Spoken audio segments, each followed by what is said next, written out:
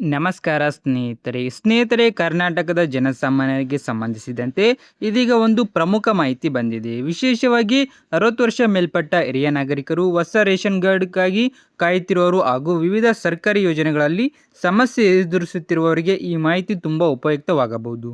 ರಾಜ್ಯದಲ್ಲಿ ಹಲವಾರು ಪಿಂಚಣಿ ಹಣ ಸರಿಯಾದ ಸಮಯಕ್ಕೆ ಸಿಗುತ್ತಿಲ್ಲ ಎಂದು ಸಮಸ್ಯೆ ಹೇಳುತ್ತಿದ್ದಾರೆ. ಇನ್ನು ಕೆಲವರಿಗೆ ಪಿಂಚಣಿ ಮಂಜೂರಾಗಿಲ್ಲ. ಅದೇ ರೀತಿ ಹೊಸದಾಗಿ ಕುಟುಂಬದಿಂದ ಪ್ರತ್ಯೇಕವಾಗಿರುವವರು ಹೊಸ ರೇಷನ್ ಕಾರ್ಡ್ಗಾಗಿ ಅರ್ಜಿ ಸಲ್ಲಿಸಿ ಕಾಯುತ್ತಿದ್ದಾರೆ. ಇಂತಹ ಸಾರ್ವಜನಿಕ ಸಮಸ್ಯೆಗಳನ್ನು ನೇರವಾಗಿ ಆಲಿಸಿ ಪರಿಹಾರ ನೀಡುವ ಉದ್ದೇಶದಿಂದ ಸರ್ಕಾರದ ವತಿಯಿಂದ ಪ್ರಜಾಸೇವೆ ಆಂದೋಲನ ಕಾರ್ಯಕ್ರಮವನ್ನು ಜಾರಿಗೆ ತರಲಾಗುತ್ತದೆ ಎಂಬ ಮಾಹಿತಿ ಇದೆ. ಈ ಕಾರ್ಯಕ್ರಮದಲ್ಲಿ ಜನರು ತಮ್ಮ ಸರ್ಕಾರಿ ಯೋಜನೆಗಳಿಗೆ ಸಂಬಂಧಿಸಿದ ಸಮಸ್ಯೆಗಳನ್ನು ಅಧಿಕಾರಿಗಳು ಮತ್ತು ಜನಪ್ರತಿನಿಧಿಗಳ ಮುಂದೆ ನೇರವಾಗಿ ಸಲ್ಲಿಸಬಹುದು.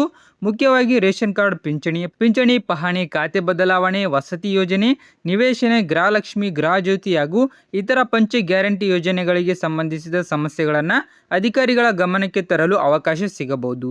ತಮ್ಮ ಸಮಸ್ಯೆ ಪರಿಹರಿಸಿಕೊಳ್ಳಲು ಹೋಗುವವರು Aadhaar card, ration card, bank ದಾಖಲೆ, ಅರ್ಜಿ ಸಂಖ್ಯೆ ಹಾಗೂ ಸಮಸ್ಯೆಗೆ ಸಂಬಂಧಿತ ಇತರ ದಾಖಲೆಗಳನ್ನು ತೆಗೆದುಕೊಂಡು ಹೋಗುವುದು ಉಪಯುಕ್ತವಾಗಬಹುದು.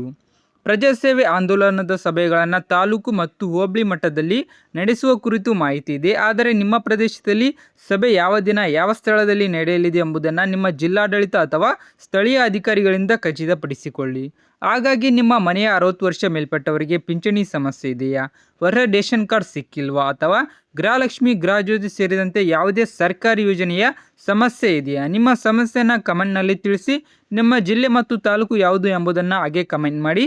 ಈ ಮಾಹಿತಿ ಉಪಯುಕ್ತವಾಗಿದ್ದರೆ ನಿಮ್ಮ ಕುಟುಂಬದವರು ಮತ್ತು ಸ್ನೇಹಿತರಿಗೂ ಶೇರ್ ಮಾಡಿ. ಹಾಗೆ ನಮ್ಮ ಚಾನಲ್ ಸಬ್ಸ್ಕ್ರೈಬ್ ಮಾಡಿ.